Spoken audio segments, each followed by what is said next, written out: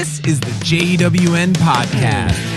My guest today is a true hardened gangbanger. This convicted criminal is a self-taught printmaker and painter based in Charleston, South Carolina. His artwork mirrors his positive, upbeat personality. It features reimagined pop culture characters from comic books, movies, cartoons, video games, and more in a simplified, whimsical style. Yeah, you heard that right. Lock your doors, hide your kids, hide your wife. We're speaking with none other than that low-life, nice guy scum, Proton Factories. What would you like me to call you? I know there was a big to-do about Facebook changing the policy of letting you use your artistic name. That's right. Yeah, they made me change it after like 10 years. I had it under Proton Factories, and then they, I guess someone reported me or something happened. I don't know what happened, but they made me like send in a picture of my driver's license to like prove that I was who I was, I guess. So then made me change it to like my legal name. Your legal name. Yeah. Your work name. So you're Clark Kent. Yeah, right. Exactly. So yeah, I don't know, you Proton or Matthew, whichever, you know. All right. Well, I answer both. I say let's call it Proton. Let's honor your choice. That works. Yeah, that issue with the names on Facebook happened to a friend of mine, and he went and legally got his name changed. Like he would. No, it's not even legally changed. He just got enough utilities to put his name. Yeah. Where he could just be like, here, look, this is what it says on my water bill. Really? And he still was able to keep his name. Huh.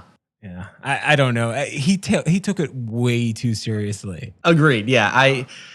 The only reason I would even because I don't really post anything personal or anything, you know, so it would just be, you know, the Proton Factories Facebook. It's just, I didn't want to have a business account because then I'd have to start over, like getting people to like it and all, you know, I'd already had like 5,000 friends on there, and it was just like, to do it all over again. I didn't want to do that. So whenever they made me do it, I would like someone's comment, or I would comment on something, and they'd be like, who the hell's Matthew? Right. Well, who's this person? And I think someone stole Proton Factory's account. Yeah, it's true. And someone actually, a friend of mine actually registered the name. It was like, whoismatthewstarling.com. And it went to my Proton Factory's website. That's great. All right. So give a brief overview. I want to know where this all started. Why the name Proton Factories? So Proton was, it was like my nickname since like the 8th grade because this starts back in the AOL Instant Messenger days. Nice. So it was a group of us. It was myself, my friend Greg, and my friend Scott. It was the three of us, and we were pretty nerdy, and we wanted to have like it was like a screen name that the three of us would kind of like connect with. Mm-hmm. And so we were trying all these different things, and then Scott actually came up with Neutron Scott. And then Greg became Electron Greg, and I was Proton Matt.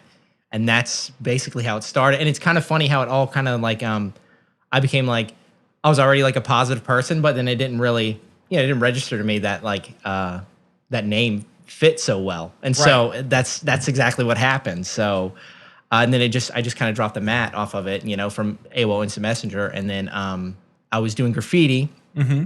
And it was like, you know, you make the decision, you're like, all right, I'm gonna go paint stuff. You know, you got to come up with a cool name or, you know, whatever. And then it was already chosen for me, you know. I was just like, well, Proton works, you know, and so that's how it worked. So I started doing graffiti that way. And then I was doing like stencils and wheat paste and going out bombing trains and stuff like that. And then when I first started doing it,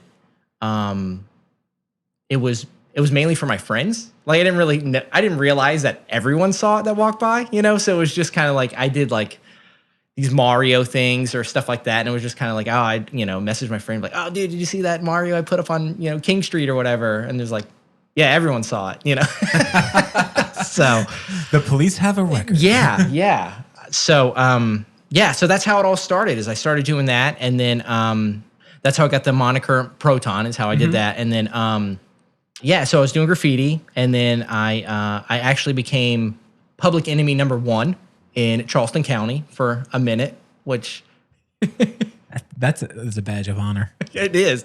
I was very surprised. So, I became public enemy number 1, and I didn't find out until after I gotten arrested. So, Did they have? I don't know if this still happens. Did they have like a photo book with all of your artwork? oh yeah, they had like and they just plop it down in front of you, and you're sitting there like, "This is awesome! Can I buy a copy of this?" They plopped down like this manila folder, and it was an inch thick, and it was just everything, photos of everything that I had done and everything like that. And yeah, but some of them, you're just like, oh man, I didn't even get photos of this one. Is there a way that like I can like talk to you about getting copies of it? Yeah. So I got whenever I got arrested, which is a crazy story. You want me to go? You can tell it. Okay. Yeah. So That's what this is all about. perfect. So Scars and all.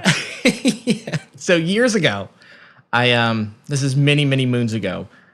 We went out. A friend of mine and I went out bombing, and we were painting the back of the old Sam's Club on Rivers Avenue, right? So we're like, oh, you paint the back of it, the entire interstate can see it as it goes by, But and I had one of those feelings where you're just like, tonight's not a good night, maybe we shouldn't do that. And then, but he was pretty insistent on going. And I was like, fuck it, let's do it, So we go back there.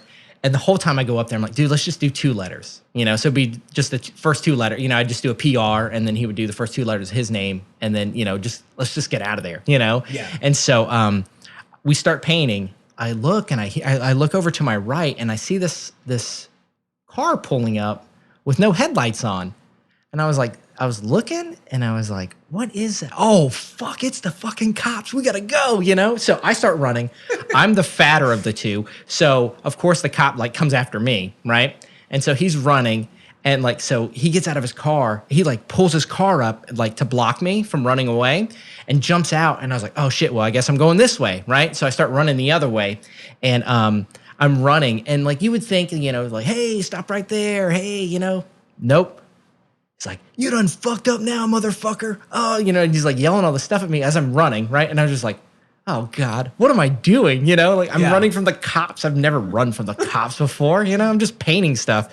And so then he like Goldberg spear tackles me, It's like,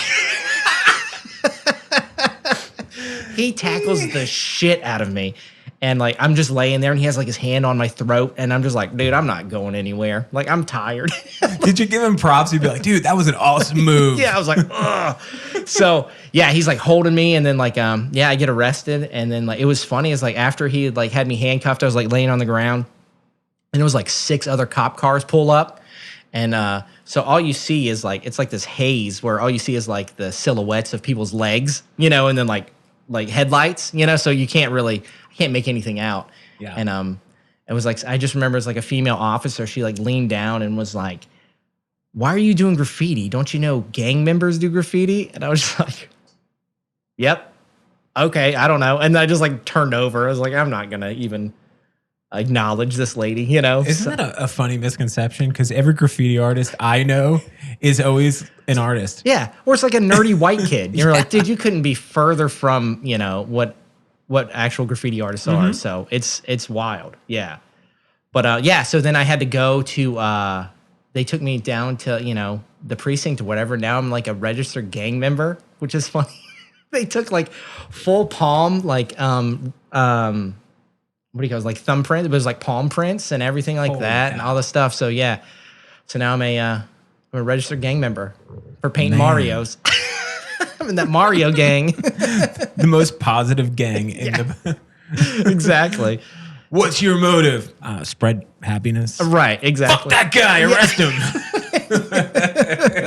So funny. Yeah, it was wild. It was wild. Wow, that's insane, because I've heard that story many times. Yeah. From other people. I grew up in New York, and the same thing. All my friends that were into street art and graffiti, it's the same thing every time, and they get told like you're this awful person. Now, granted, if we're going to be specific about morality, yes, defacing another person's property is wrong. Right. But I think the way a lot of artists will look at it is like, man, you guys put up all sorts of billboards, and no one okayed that with me. Right. So why not don't we put up something that you didn't okay that we want to see? Right, exactly. And then also too is like a lot of the buildings would be, decrepit, and so you like try to make make it not as much of an eyesore. Like Right. you have these buildings that are falling down anyway, so you might as well just It's always an old warehouse or the side of a train car, but not even like a passenger train car. Right, A freight train car that just looks like a rusty color that just, Yeah, I just want to give you something to look at while you're stuck in traffic waiting for the train to go by. Yeah. So, I mean, you see some awesome artwork over on East Bay Street. Oh, At the absolutely. train depot over there. Yeah. It's fantastic. I come from a different point of view though, where I appreciate, especially a really good, when you go to other cities or other countries even. right. And major cities that have like these little art movements, these street art movements, and they're always so interesting. I find myself going to like last time I was in Rome, you find like there's a thing going on. Right. And you could find it on all these historical buildings, but it's never like defacing the buildings. It's just like a little thing in the corner, and people sometimes will remove it Right. so they could resell it. Yeah. Because it becomes popular because people are taking pictures of the thing, the little piece of artwork, whether it's a little picture of a cartoonish character or something along those lines. But then as Banksy and Shepard Fairey, like the biggest names in street art out there, have proven, there's value in this. Yeah. Yeah. There's actual monetary value in all of this kind of work. But a lot of you guys also do traditional forms of artwork. Right. Yeah. So what got you into screen printing? So, well, I just love screen printing. I collected posters and screen printed posters all the time. And then I had done, after I got arrested, I was like, well, I'm not going to do that for a while, And so I had moved to canvas and stuff like that. And then I had painted the one canvas, which is I called it the Mario 3.1, which is where it had the lines coming down on the Mario face. I had painted that, and then I had a friend of mine was like, dude, we should make posters of that. And I had always I'd collected posters before that, but I never thought well, I could make posters of my own stuff, Yeah. And so I was like, sure, let's do it. He already had a setup and everything. And so we printed those posters, and I sat on them for a while. I only made like 40 of them, something like that. And I sat on them for a while. I was like, well, that was fun, And then I uploaded. There's like a really popular like screen printing website, And so I was like, well, I'll just upload them, just the image up there, and just so other people can see it, And it sold out in 24 hours, and I was like, oh shit, That's so awesome. I guess people like it. So after I did that, when I did the Princess Peach that way, and then I went on and just Yoshi. And, I started doing all the other ones. Other ones. The DK, Donkey Kong, and everything. What was before you go on with that? No. What was the inspiration? Because it's kind of like a glitched out, like That's exactly what it is. version. Right. So I called it my 3.1 series. Right. So that was where if anyone listening has ever had Windows 3.1, and then you have a 56K connection, and then if you were to try to load an image and then you scrolled too soon before it finished loading, it would cause the streakiness, which is what my print was. Yeah, and so then as a pre-adolescent boy waiting for porn to load, you would get those if you were trying this to long stretched nipple. Right, exactly. That's no longer sexy, but it's cool looking. Right. I just really hope my mom doesn't walk in the room, Yeah. So you or if your mom walks in the room and then you scroll and then it just looks like a bunch of lines, it doesn't look like a half naked lady. So, but that's how the 3.1s came about. That's awesome. So so that's when I started doing those. Can you imagine this gangster who came up with an art concept based on technology not being able to keep up with itself yet? Exactly. Oh, that's just amazing. Or keep up with my 13-year-old porn addiction. Yes. Can you imagine what the world would be like if testosterone wasn't so crazy in a young child? How many awesome ideas? I mean, probably a lot more bad ideas have come out. That's true. But there's been such brilliance that's come out of the need to get access to things you're not supposed to see. Right, exactly. Yeah. All right, so you get into screen printing. You have a runaway hit with this 3.1 series. Right, you're right. And so then the thing is, I had a runaway with the 3.1 series. So I'm like, oh man, this is gonna be like printing money, you know? And so then, so I start doing other characters and other things and uploading them to that website and all that. And dude, they flop real hard. Like I would like sell like one or two, and I'm like, oh, so it's not like that, I guess. So I guess I have to try. So yeah, and so then that's whenever I was also doing canvases at the time, right? So I was painting canvases, and let's see. So that was probably my first screen print was I did the jelly toast. Do you remember that one? Yeah. Yeah, so that was my first screen print. And so then I was hanging them. This is whenever I had artwork hanging in the local diner, in the Early Bird Diner. And man, those were selling like hotcakes. I couldn't keep them in there. So I would just like, and so then that's when I moved over, and my buddy was like, I totally screwed that part up. Sorry. That's okay.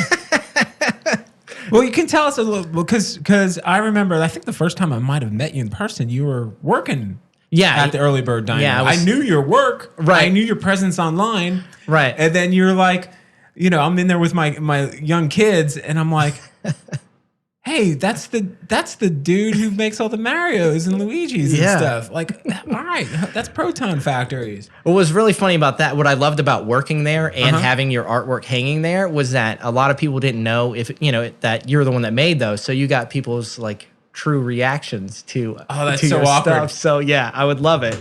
People are like, oh, look at this. Like either it was never like, it's okay. It was either they hated it or they loved it. So I don't get it, or the oh my god, that's amazing. Right, exactly.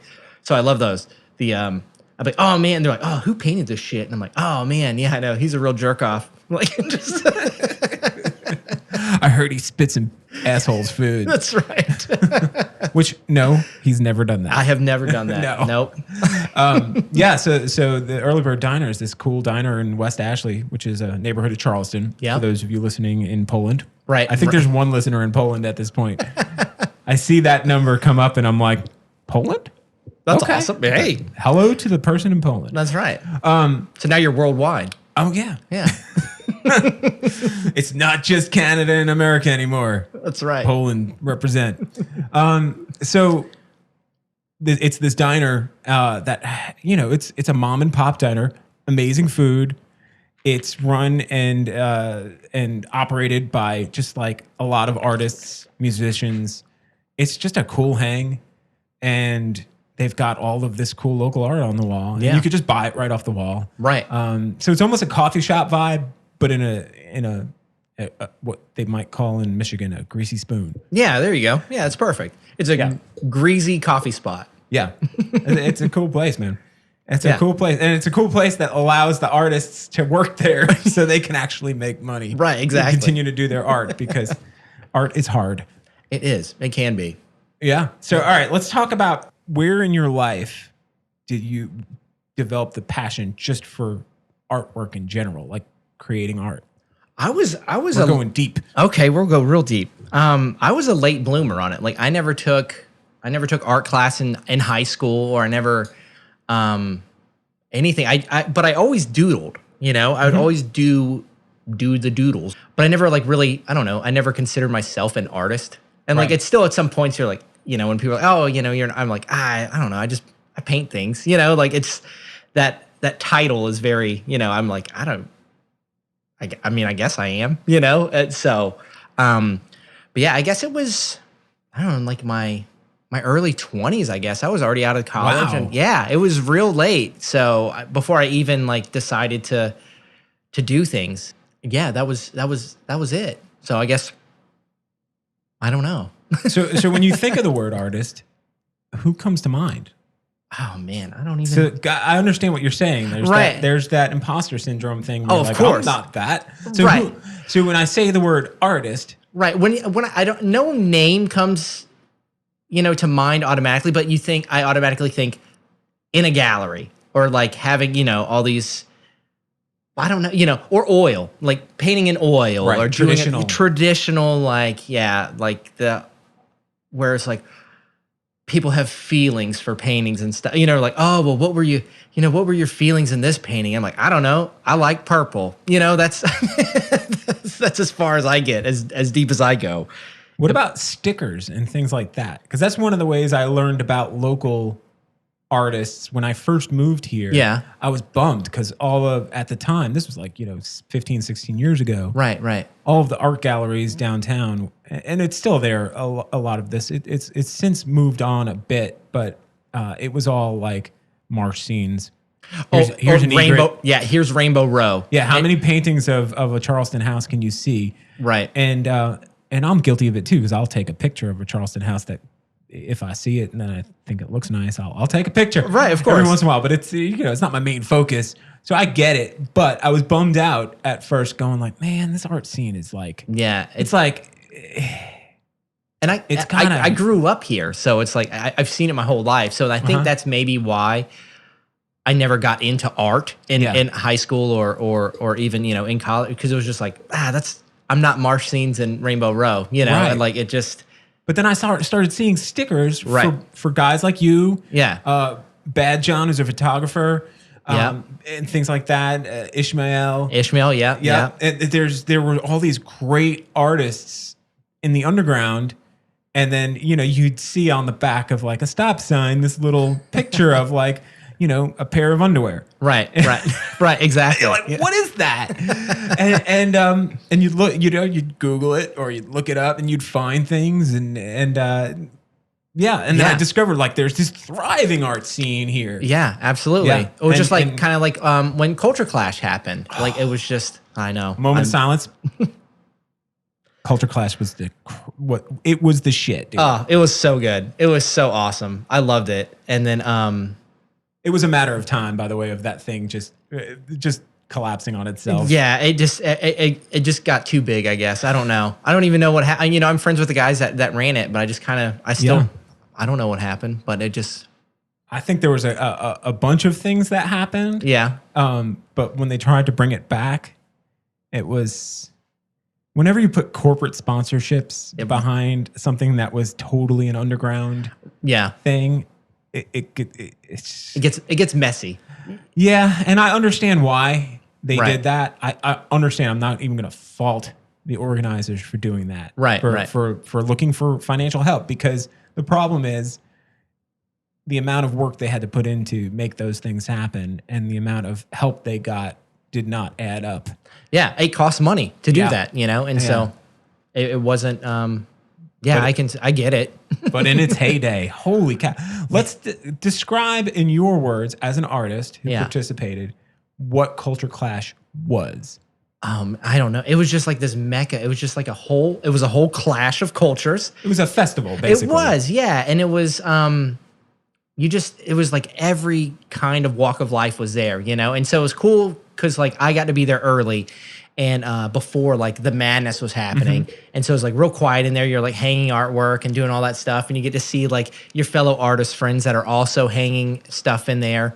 And so that was real calm and quiet. And then I would like leave for a couple hours and then come back, and it's just like lights and bass and just crazy music and all this like crazy dancing and all this stuff. And then like every aisle is packed, and it's wild, And at that time, I was anonymous at the time. No one knew who I was. Well, the public didn't know who Proton was. They just knew of just behind the moniker, And so then it was really cool to like see people looking at your stuff, or it was just kind of like at the diner where people could see your stuff and all that, and they have no idea that you're the one that painted it and you're the one standing right next to them, And you're just like, oh, that's cool. So heck yeah. But it was wild. It was so to try to put it into, I'm going to be concise as possible. It was in this old Navy base warehouse. Yep. On this old Navy base it's no longer in service. It's now been commercialized, right? Right. And there are parts of this that still have remnants. And this was this old warehouse that they used, and they used some of the land next to it. Yeah. So it spread out into the parking lots and alleyways around it. The craziest year was it was the last proper one. I think was it 6 or 7? I think it was 6.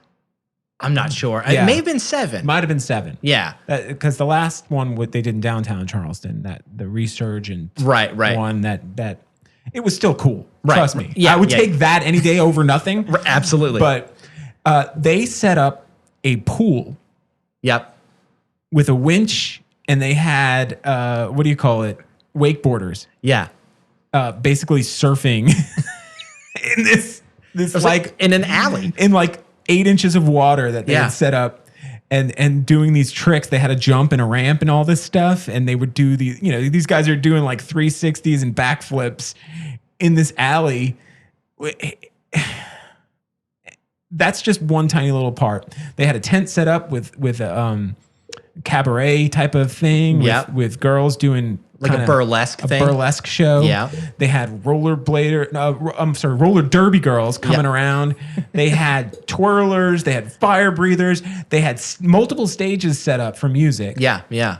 So you'd see like, a jazz band and then a punk rock band on the other side of the building. And you're like, none of this makes sense, but it all makes sense. Right. Exactly. And then these crazy art installations. Yeah. Performance art.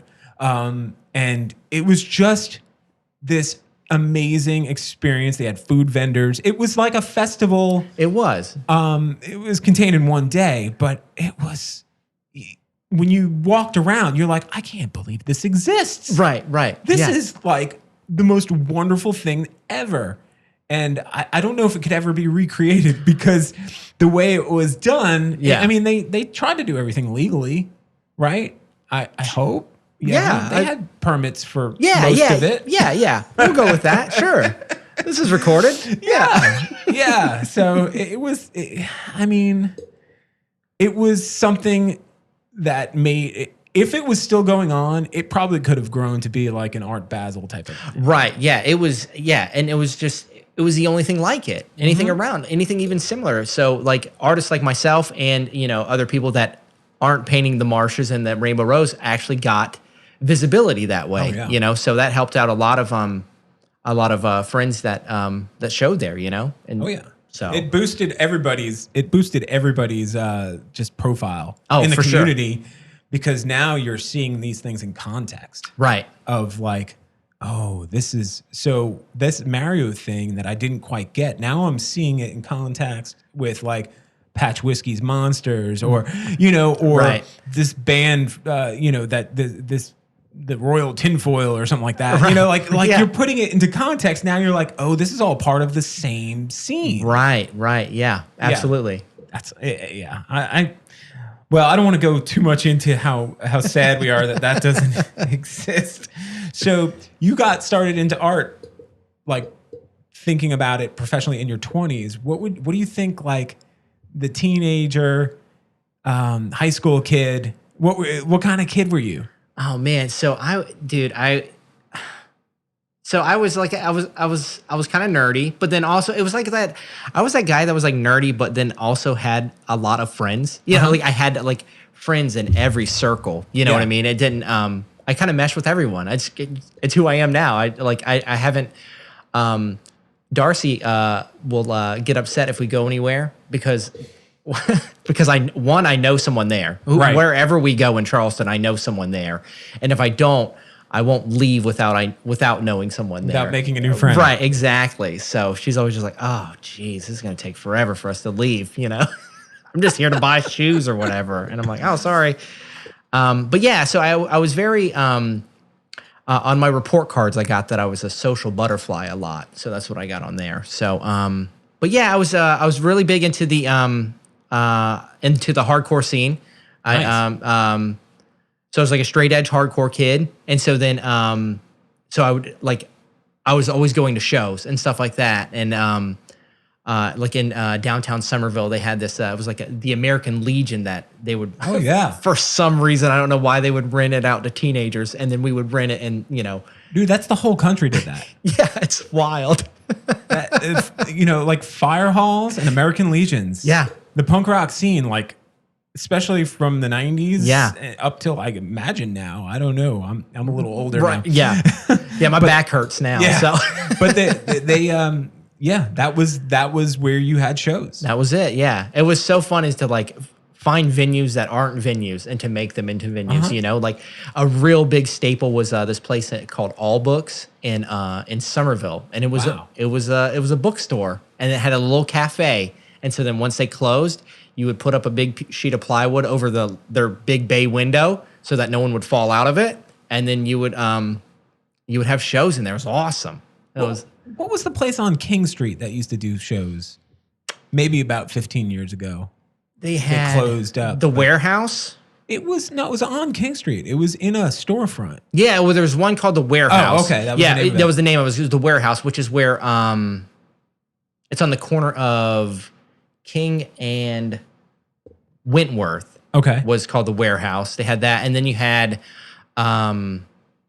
oh man, what is it? Where the Apple Store is now? What is the Cumberland's? Cumberland's used to be on Cumberland Street, actually, Right. and then that's when they moved to the second location, which was on King. That was when I first moved here. Yeah. I was like, what is this music scene? Is there a music scene? Nobody comes in touring down here. And then like the Bouncing Souls, who I knew those guys because I'm from New York. Of course. And they came and played Cumberland's. Oh, that's awesome. And I was like, all right, I think I can survive here. Yeah, I was in, growing up, I was in a couple bands, and then Nice. we got to play Cumberland's, which was really awesome. So That was a cool place. Yeah, it was awesome. It had a very CBGB's vibe because it was a long, thin room. Yeah, yeah. Yeah. And now it's an Apple Store, Yeah. which I still frequent,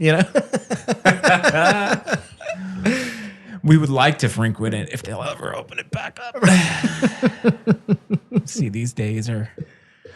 Who knows? Yeah. Who knows? So you're kind of a punk rock, hardcore straight edge. I didn't know you were straight. Yeah, Did that carry on through adulthood? Are you still straight edge, or are you just once in a while have a glass of wine type of thing? No, or? I still have never had a drink. Nice. Isn't that funny? And so then, and it's just like the whole, people say, I didn't grow out of it. I'm not busting heads and stuff anymore. I still don't do anything, but it's just like, You're not doing kung fu backflip, back kicks in the middle of a circle pit. Right. I'm not windmilling, innocent people on the side or anything like that, or crowd killing anyone, I don't do that anymore. No more walls of death. Right. Yeah. So, yeah, it was funny. I was, but yeah, no, I've still never had a drink or anything like that. I just don't, That's amazing, man. I say it's amazing to you. It's probably like it's a no-brainer, right? Like, how can you care, right? Well, it's funny too. Is I think that my brothers actually helped out a lot with that. Is because I have my brothers are giant losers, right? Oh no! Plot twist. Yeah. So they're giant losers, and so growing up, and they're all significantly older than me. All right. So then, whenever you're so my mom was also, she was, my parents were very religious as well. Mm-hmm. And so, whenever my brother is slamming King Cobras before we go to 10 a.m. church, you're kind of like, maybe I don't want to follow, maybe I don't want to go down that path, What's the opposite of that? Yeah. How do I do not what that guy does? So that's how I kind of, And so then I would see that growing up as like I understand that you can not drink King Cobras before church, and still be fine. But I'm just like, I'm good on it. Yeah, why tempt it? Right. I like Dr. Pepper. I'll drink that instead. It's a constant battle that I find down here. Yeah. Is trying to find things to do that don't involve drinking. It's such a wet yes, agreed. area socially. Yeah. Everything involves drinking. Right. And that's a good thing about me being I'm like an extroverted introvert. So I would prefer to stay home and stay by myself. But if I am forced to go out, I'll make the best out of it. I won't be like a bum in the corner and pouting that I want to go home or anything, But, and so then you see people and they're all like, what are you drinking? And I'm like, Coke. I love pulling out the LaCroix. Yeah. I'm going hard today, That's boys. right. On the rocks. Limoncello LaCroix. Can I get this on the rocks? Thanks. How about a lime? I'm feeling a little. No, I'm with you. It's a battle. I don't think I have a problem, so to speak. Right. Right. But I just don't like dealing with being hungover. Right. I like to sleep. I like to get a good night's sleep. So yeah, and I have some friends that are on the same page as me. Yeah. We're trying to figure out things to do socially where, you can go to a brewery and not drink. Right. Most of them have food, you know? Yeah. And good food too. Yeah. Yeah, for sure. All right. So that kid that hardcore straight edge kid, if he were to talk to you right now, Yeah. and would he even get like, would he understand how you got to where you are? What would he think of you? I don't know. I think he'd be okay with it. Like I said, I doodled anyway, and I mean, my paintings and stuff aren't far off from doodles. So, but they're very refined in the simplicity. Absolutely, yeah, yeah. There's a style to what you do, right? Yeah, and it's which is funny is that one of the things that at the diner people were like, "Oh yeah, my kids could draw that," and I'm like, "Well, but did they? Yeah, you're more than welcome to try." And then they're like, "Oh man, it's so simple that it's hard." You know, and that's what I take pride in. And my clean lines is it's very clean. So, yeah, I think the 16-year-old kid he'd be okay with it. He would and then like the thing is too is like I guess I say I wasn't artsy, but I was always like, oh man, I would like to make a cool like flyer for the show coming up or stuff like that. But it was just not quote unquote artist.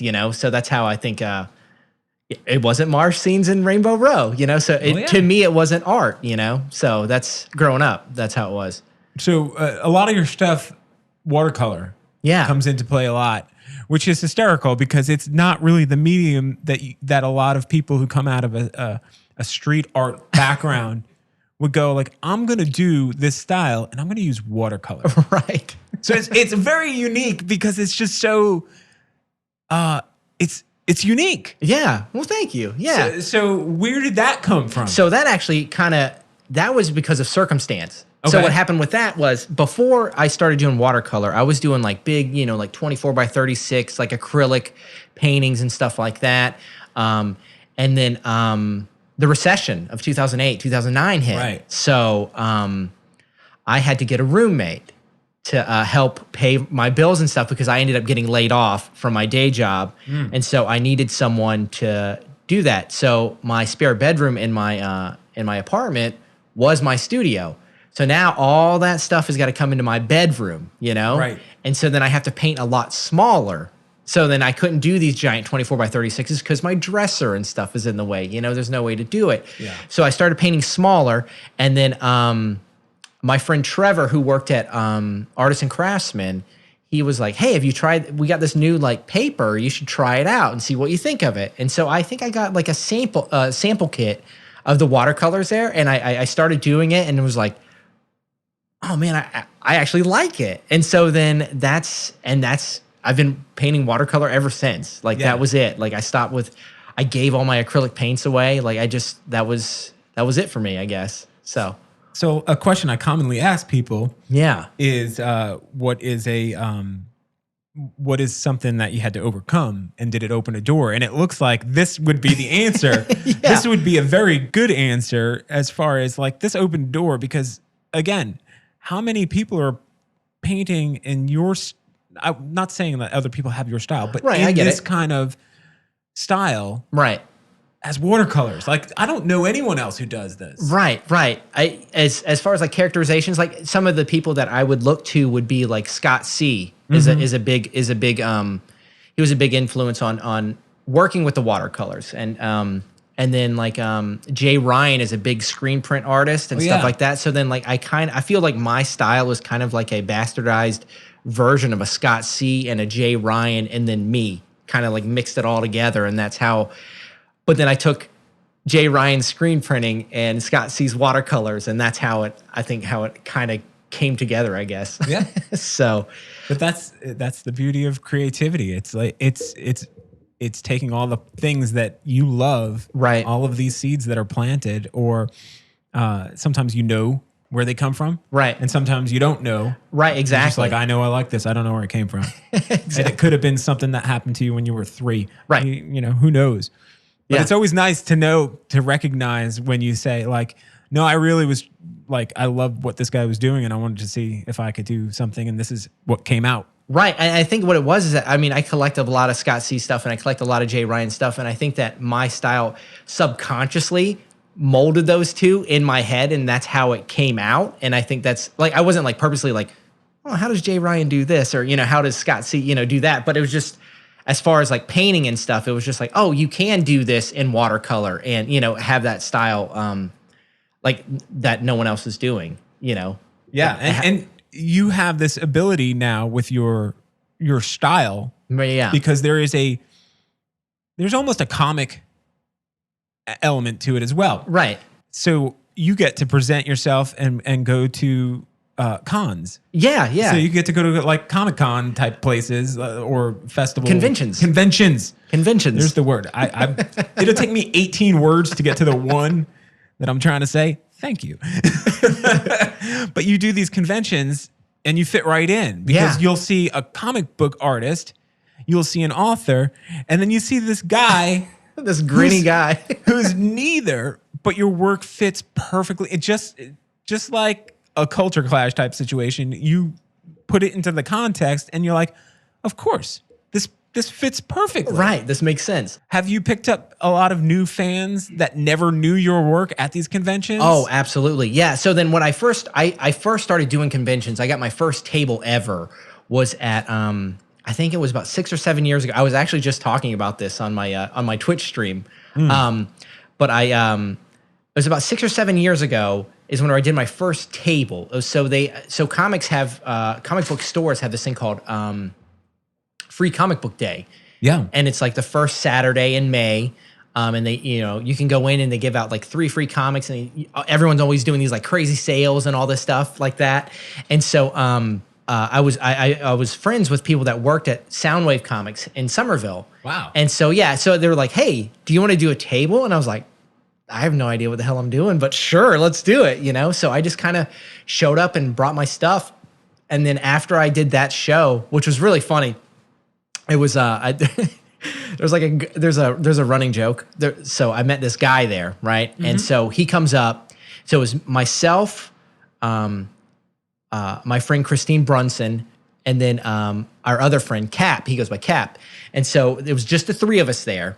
And all these people are coming in and out, and buying stuff or whatever. And this guy comes up and he brought me a Daredevil comic, right? Wow. And it was the first blank comic that I've ever seen before. I don't know if you've seen these before, but they have like blank covers. So then you can give them to artists and they'll draw on them and stuff like that. So he I was like, oh man, I've never seen one of these before. So he hands it to me and he goes, hey man, do you think you could do something for me on this? And I was like, oh, yeah, sure, man. I've never done one of these before. Yeah, that'd be really cool. And so then I was like, hey, but before I start drawing, I just want you to know, and I point to my table and I was like, this is what my style is. This is what my stuff looks like. And he takes the book back from me and he goes, my brother would hate this. I was like, oh, well, fuck me, right? I don't know what to tell you. And he's like, I guess he realized what he had said. And he was like, oh, no, I just mean, it's not like the style that he would. I'm like, dude, you don't have to.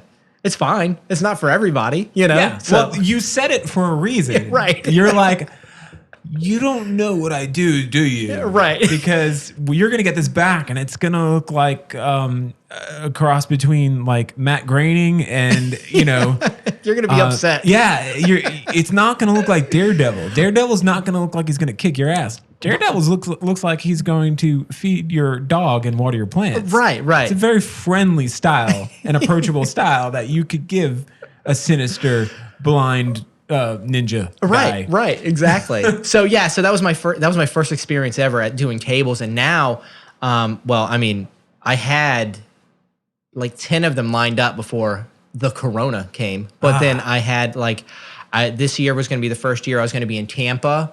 But I travel up and down the East Coast. I was doing Tampa. I was doing Atlanta, Greenville, Charlotte. Wow. Baltimore, DC. Where else? But yeah, so I've been doing that for, I want to say it's been 2 or 3 years. I was like, I got to get out of South Carolina and start going, to other places. And it's been awesome. It's been it's been very, uplifting, I guess, to see and you're talking about the with doing comic conventions, what's cool about it is that I know that I will be the only one there with my style. Right. Because to the untrained eye or even to me, I don't even, a lot of comic art looks the same. Like I couldn't pick out a Jim Lee versus someone else, and be like, oh, that's a, whatever. It's like, yeah, it just looks like an over stylized Batman to me, with a lot of hash marks in it, you know? So Yeah. I can see how it helps me, because then you see a sea of that, and then you get one, you know, and then my booth is there, and you're like, oh, well, this is different. Let's go check that out. And so that's how I get a lot of people to come, at least come to my table, at least, you know? Yeah.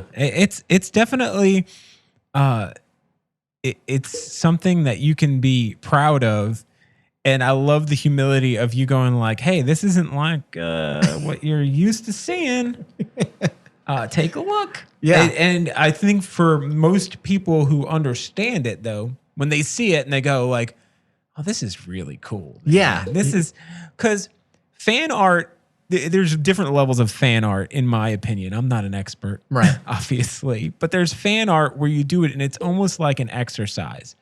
It's almost like you're emulating something that's already been done. You do it because you want to do it. And Right. it's kind of like a technical thing. Right. But then there's fan art where you're telling it in your own words.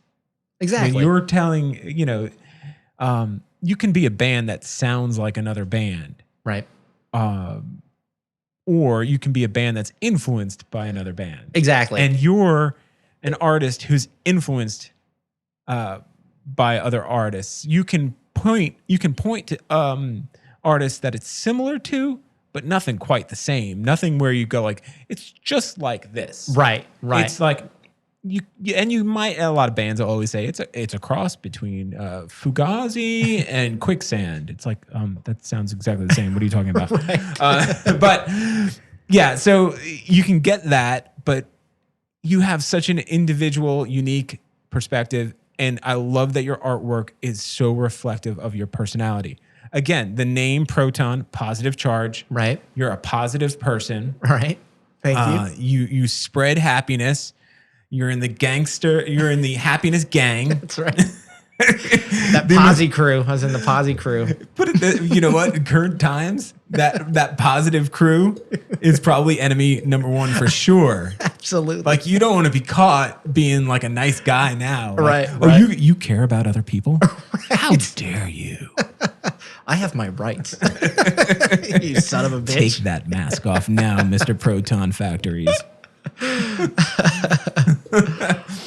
Yeah, man. So understanding that this pandemic has really shut down all of your plans that you had, like just like all of us, Right. Unfortunately, you've taken a Twitch.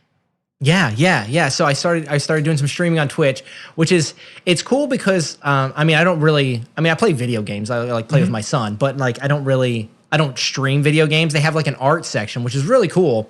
And so what I do there is I just started maybe 2 months ago, but it's really cool because I would stream on my Instagram live all the time.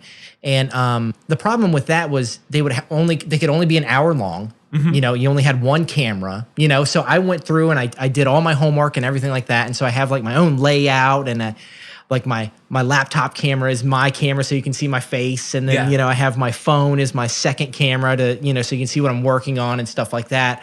But it's been really fun and it's cool to get, you know, I'm going to be in this room painting by myself anyway. So I might as well have someone hanging out with me if they want, you know, and then we can talk about literally anything. And then you can share those videos later on. Like they exist where Instagram videos, I guess you could save them to like a highlight or something like that. Right. I know that with Instagram, you could save them and then like, Instagram TV maybe. Right. And so then, and it's the problem with Twitch was like, just like I was talking about with Facebook is that like, I'm starting completely over, you know, no one on Twitch knows who I am. So it's just like, I'm just a sea of, I just hope you stumble across it and find it, you know? Yeah, but I do think you would fit in perfectly in that community. Yeah. It's been a lot of fun, and I've met some people, you know, through there, and but I'm just working on it, you know. And it, like I said, it's just I'm going to be painting anyway, so it actually has made me paint more because I'm like, oh shit, well I have something coming up on Friday night. I have nothing drawn, so I better come up with something to stream, you know, or else I would just, you know. Yeah. Sit in my underwear and watch TV instead and just be like, screw it. I'll just do something later, you know? Has there been something through this that you've learned or that that you've picked up on that has pushed you in a direction you didn't think you would go in if this weren't the case? of you being forced into this kind of new platform? I don't know. Yeah, I think that I was already looking at it before the whole pandemic started, and I think that it just may have just sped things up because I was going, 1 week in a month, I was going out of town to do things. So, and I would try to get stuff prepared for that. So then I think it's just kind of like it's like a space filler for those conventions for now, So whenever conventions come back, I don't know if I'm sure I'll still stream, but we'll see, And you've also done a lot of commissions for people. So many commissions. And so tell me what the nuttiest one, like when I say what's it's not even a nightmare. I'm not even saying bad. I'm saying just like okay, challenge accepted. I have family portraits are a huge thing. Yeah, because people I like to see themselves in my style, which I love. Thank you. That's awesome. Yeah. That's awesome. I do a ton of family portraits, and especially like Christmas time or stuff like that is usually where I probably have 6 or 8 in line now that let's see. Hold on. I have a list on my phone. Oh man. So wait, if we want to get Christmas portraits for like Christmas cards, you got to get online now. You got to get on there now. I have 1, 2, 3, 4, 5, 6, 7, 8. I have 10 in queue right now. Yeah. Isn't that wonderful? Dude, it's awesome. It's cool. But I have like, I'm doing a portrait of Tupac Shakur. So I'm going to do that as a commission, which is kind of cool. Yeah. Are you going to do it as Tupac Shakur live or as a hologram? I don't know. That would be hysterical if you delivered it and it's got this blue glow around it and they're like, what is this? And you're like, yeah, it's hologram Tupac. Yeah, it's Tupac. That's what you wanted. Specify living or dead. Right, exactly. But then I get so I'll do family portraits and I get people with like weird pets. I'll get like, someone I know had like a pet pig, which is that's awesome. Yeah, you do a lot of dogs and cats and stuff like that. And then I had this one and it was almost like an Andy Warhol type and it was all 4 of her lizards. So I got to paint like 4 different lizard heads. It was, but then That's fun. Yeah, it's cool. It's always, and you never know what you're going to get, So like between different like baby portraits or like I did like a kid's 1 year celebration, like painting and stuff like that. So you get a bunch of cool stuff. I did, I had a friend's father pass away, and so I painted him, and he's giving it to like his mom, like as like a little tribute, which is always like, thanks, man. It's awesome that you asked me to do, to be a part of something like that. I think is really, it's cool. You ever think about doing a political poster? Go the Shepherd Ferry route. Yeah. And just do like, pick a candidate, whoever it may be, and just do them in your style. Well, I did throw a word underneath it. I did do, I did Bernie stickers. I don't know if you saw those. And I did Bernie in my style. And then I got all these stickers made. And so then the only convention that I could do was the one here in February because everything else got, but I was just giving them out and everything too. Yeah. Yeah. So it was, You get some local stuff. Do you do like Joe Cunningham? Yeah, I could. That might be. You can reach out to that guy. Yeah. Hey man, what's up? You like smiling? Yeah.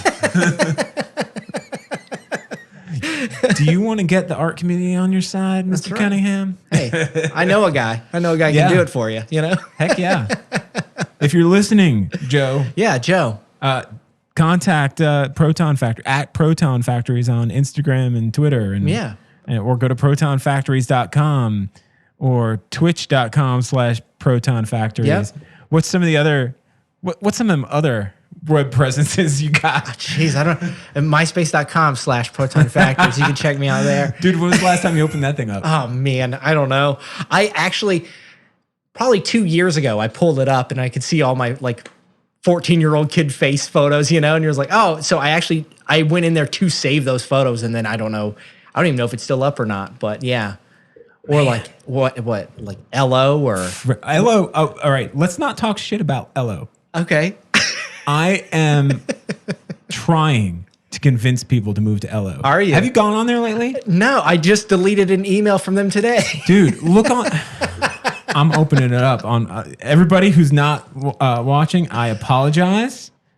I have been using it a lot lately. Yeah. Because they've changed the format. So it kind of comes up like a magazine style thing. And then you go through different tabs. There's different, they have, so the second tab is all submission requests. Okay. So let's see. This one's looking for Snapchat lenses, right?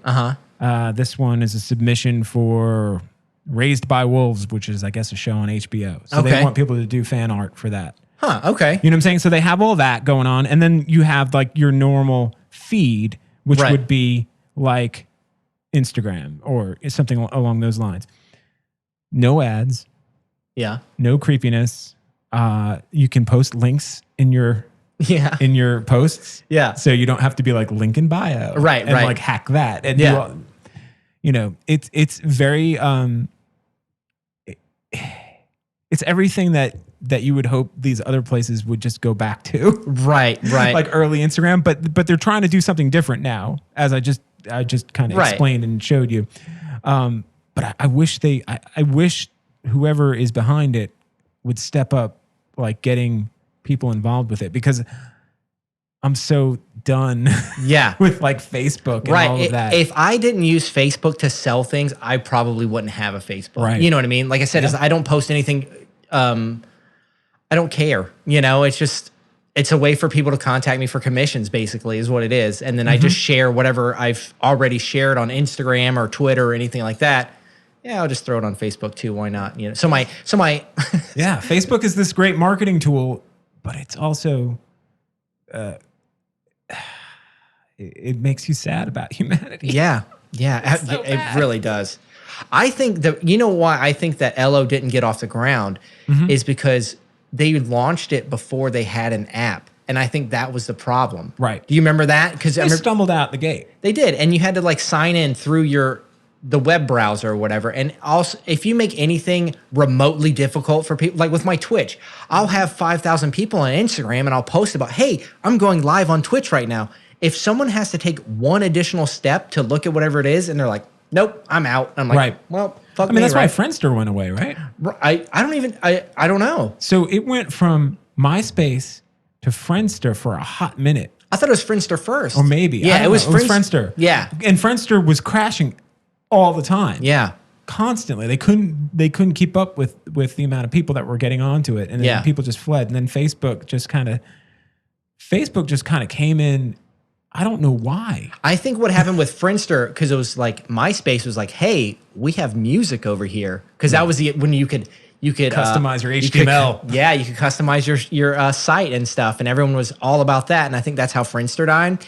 And then MySpace, I think Facebook was like cool because it was what's the word I'm looking for? You had to get invited at first. Yeah, it was like an elitist thing where you know, if you had to be part of it or whatever, you had to have that college email address or whatever. Yeah, EDU email address. So, and then once they opened it up, and then but I don't know how they became the place where even your grandma could get on it. That's all I see are, you know, my 70-year-old aunts and uncles sharing pro-Trump stuff. So. Well, it would be nice if that. Like, I like the idea of like this. There's one place where, you know, everybody you've ever contacted in your life, they're there. You can find them. You can see if they're doing okay. Right. I like that, but I don't like what it's become. Like on paper, it sounds like a great idea. Right. And then you think it's going to be like this giant melting pot, and then, you know, it ends up being a tub of shit. Yeah. And then Instagram was like, oh, great. I can choose who I want to follow. Right. And, you know, it can be very curated kind of stuff. It was very stripped down, but then they started adding more and more to it. And it's still, it's probably the one I use the most. Same. Yeah. Well, and do you remember whenever Instagram first came around, you could go to the explore page and it was like photography or artwork. And now it's just like naked ladies. You know what I mean? Like it's just very different. You know what I mean? Like, yeah. If I open up my it's scary. You don't ever want to be in public and hit that discover thing. No way. Because mine is like all X-rated yoga pictures. Because I have a lot of yoga friends and things like that. And like it comes up and I'm like, that's not the kind of yoga I can do. Exactly. So, yeah, it's scary. You want to be, well, it's not even X-rated because it's not. Twitter is even scarier. Right. Yeah. Yeah. I don't look at my Twitter in public at all. You don't want, yeah. I have a friend that he lives in North Carolina, and he does like these really cool, like it almost looks like airbrushed of like, it's always like these women with like giant butts and big old boobies and stuff. And he always does this. And I was like, let me see who he's following. And I went through there, and it's just all those like Instagram models that are like that. And I was like, dude, there's no way you look at your Instagram in public. You can't. No, it's impossible. It feels like they're all a funnel for OnlyFans. Right, exactly. That's all it is. That's all that Explore page is and yeah. All those Instagram models that are. That's all it is. And I don't have a problem with that. No, dude, make that money. I don't shame you at all for it, you know? But I do find on Ello so far, maybe because of obscurity, right? It's just artists. Yeah. The Insta models haven't discovered it. No. Do you do Twitch? What do you mean? Do I the models over there on Twitch or no? Do you just use that app? Do you even use Twitch social media wise?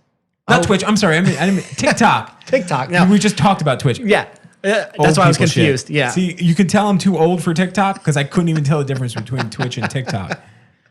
Holy TikTok. Shit. I do not have a TikTok. No, I never.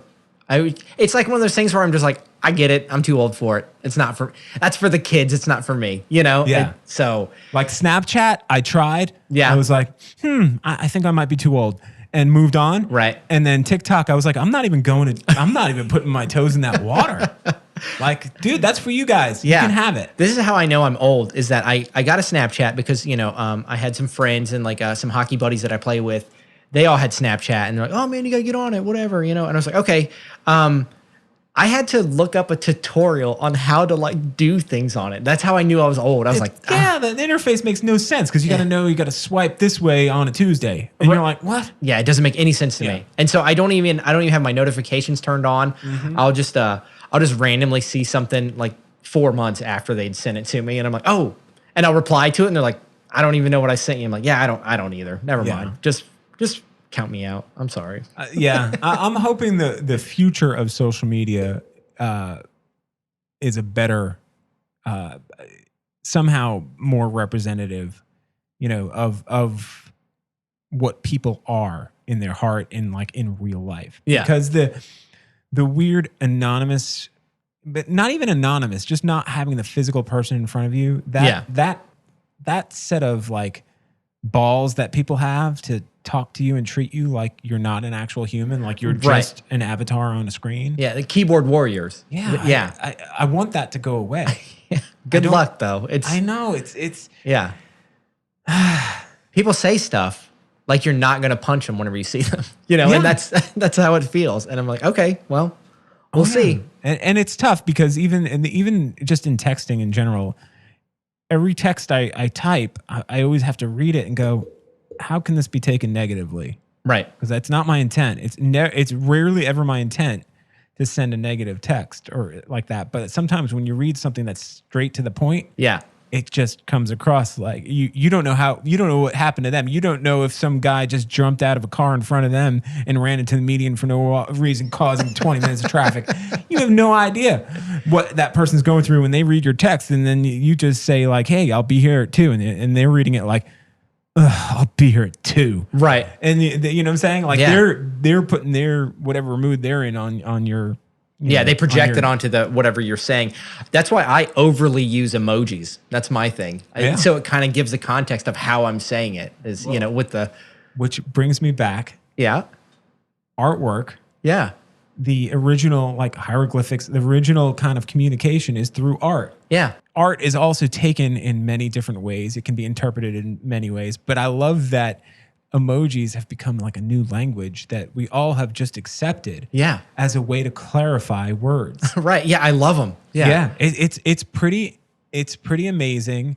It feels like sometimes you feel like we have these devices where we can literally talk to each other with video. Right. But we'll strip it down to like the least amount of like contact But now we're building it back up, and now we're like, okay, now we're going to include like little pieces of artwork, and so you understand what I'm saying. Yeah, And then you can add audio messages. And now kids today are using the FaceTime a lot more than anything, right? Which I've noticed because my daughter will call me on FaceTime at the craziest times. Yeah. And I'm like, it's not a real good time for me to be on this thing, you know?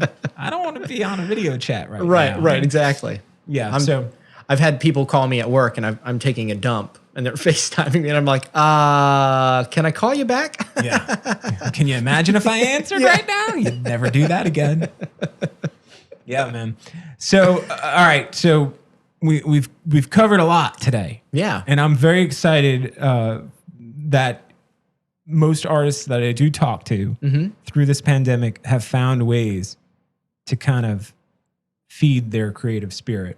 Right. I feel like artists in general are built for it already. We're already very introverted and isolated all the time anyway. So it's like, and not much has changed for me. You know what I mean? As far as like, I never wanted to leave the house anyway. The only difference really is that my day job is work from home now, which is awesome because now I never wear pants. You know, so it's so it's great. You know, everyone is, I'll talk to people and they're like, oh man, I just can't wait to get back in the office. And I'm like, well, that makes one of us because I love it. Yeah. You know? I think a lot of careers are never going back to I don't think so either. There's a lot of industries that just don't need to. Yeah. I think, Zoom, Google Meet, whatever, all the different various platforms for video conferencing have proven that meetings should just go the hell away. Right. I think there's certain aspects of life that won't ever go back. Yeah. And I think the positive ones, well, you know what I'm saying? The positive changes are the ones like eliminating the need to go to specific places to do certain things. Right. Even this, I started this podcast during the poddemic. The poddemic. Which probably I should go register that freaking name right now. You should. I imagine the amount of podcasts that came out in the last 6 months have doubled. Oh yeah. But I was doing everything over the phone. Right. I had gotten everything all set up. In fact, one of the first people I was supposed to meet with was local artist Patch Whiskey. Oh yeah. I love that and guy. He didn't want to do it over the phone. He's like, dude, because he has his own really good podcast, Best for Business. Yeah. And he's like, dude, you got to do it face to face. I was like, I don't think it's a good time for that. Right. Well, you offered it to me to do it over the phone, and I was just thinking, I was like, audio wise, I just don't think it's going to be as good as if we were here, face to face. So yeah, it's a different vibe.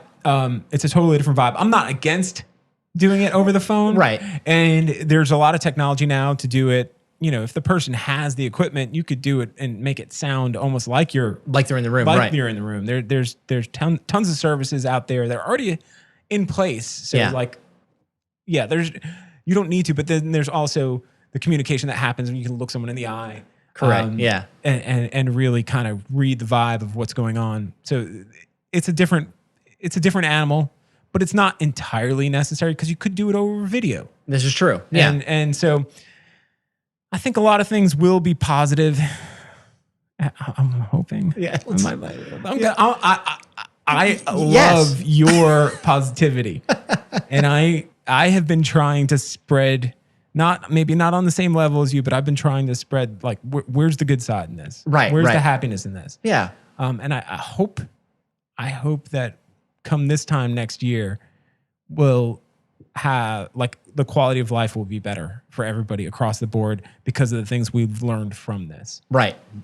What better way to jumpstart people into thinking like, hey, maybe we should revisit our medical system. Right. Exactly. Or maybe we should wash our hands. How about that? I don't think I'm ever going to fly again without putting on a face mask. Oh, absolutely not. I'm with you there. Or just like, what's really awesome is that you are staying 6 feet away from me. And I hated people breathing on the back of my neck while I'm waiting in a grocery line, So it's like, wow, maybe get away from me, Yeah. So it's, hey, maybe when I'm at the, when I'm trying to check out and I'm putting my debit card in the machine, I'm putting my PIN number and you're like literally 6 inches from my neck. Yeah. Nope, 6 feet now. Yeah. Maybe just step away a little bit. Just keep that going. Yeah. I'm all for it. Yeah. And it's funny too, is like what I don't find I don't understand about like anti-masking is like, dude, you get to go into all these stores looking like a bank robber. I think it's awesome. Oh yeah. I'm like, I'll walk around Target and I'm wearing a hat and I'm wearing a gaiter and I'm like, I can't believe I'm not being tackled right now because I look like I'm about to rob the place. And it's, I don't know. Maybe they need to watch more cartoons. It's cool. Yeah. I mean, I do, you know, things never line up too in my head. Like the kind of people that are anti-face mask are also the type of people who are worried about like a deep state government spying on them. Yeah, of You're course. like, why don't you just like be happy? Yeah, you're escaping. Yeah, you know, prying eyes. if you're worried about the deep state like spying on you, what better way than wearing a mask so it throws off the face recognition of your supposed deep state that's going to happen? It's a lot easier than spraying lemon juice. What was that story? That one guy, I don't know. this guy who he read somewhere that if you sprayed lemon juice on your face, that closed caption cameras wouldn't pick up your image. So he went and robbed a bank. No, he did not. And he smiled for the cameras because he thought they would just see a blur. Oh my God. And he got caught immediately. And he's like, how did you find me? And they're like, you smiled at the camera, man. And he's like, but I did the lemon juice. Oh, perfect. Yeah. That is just, that is so fun. No, I didn't hear that story. Yeah, That is, I might be getting this substance wrong. I thought it was lemon. It's something like that. Yeah. It could have been something similar, you know. But the gist is, yeah. there's a type of person that would believe that that's true. And, Maybe test it out first. You know, I don't know. You could just walk by the old school, go down on, and go into Manhattan. Yeah. Right.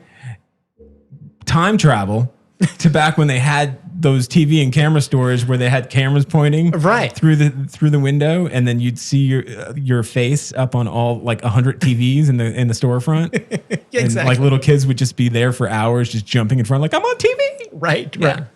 And then try it there. Yeah. But you have to go back to like the 90s to make Yeah, it. that's true. I don't That know is- if those things still exist anymore. Just got this image of a guy spraying himself with lemon juice. Yeah. Like, I it love works. Oh man. I hope he got it in his eyes. You know, I had a shaving cut. oh man, that is too funny. Yeah. So I hope we come back in a positive place. Yeah, for sure. I think we will. I think we will. I'm so happy to hear that you're still in demand. Yeah. Even in a pandemic. I think it would be even a better situation in a pandemic. People, if you're listening to this, send a family photo. Get online. Yeah. Yeah, do it. Get the artist community going, because now you don't have to worry about like getting everyone together in front of a photographer like me. And You can also get photos. yeah, you get the photo and then you can do both. Yeah. You get the photo and then he'll send the photo to me and I'll paint it. There you go. There you go. But I'm not worried about it. I'm like, dude, send it to Proton Factories. Get your portrait done. Support the art community. Support the people who are making life very, very much bearable during a lockdown type of situation. If it weren't for the arts, we'd all be like miserable as can be. This is true. Like on a level of miserable you can't understand. Yeah. So I support the arts. So because all the things I just said. Right. Is there anything you'd like to let anyone know? Anything you want to say before we wrap this up? No, I don't think so. I mean, I think you've already touched everything. You can, I guess my normal. Yeah, you did. We're both naked in this booth, so it's. Speaking of not having pants on, I'm not naked because I'm wearing a mask. That's it.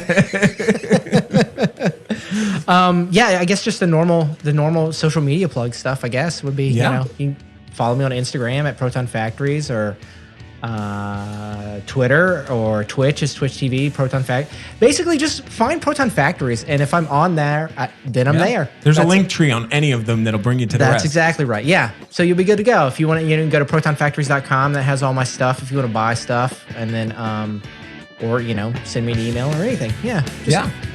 Just come say hi. Support the arts, support the artists, and there you go.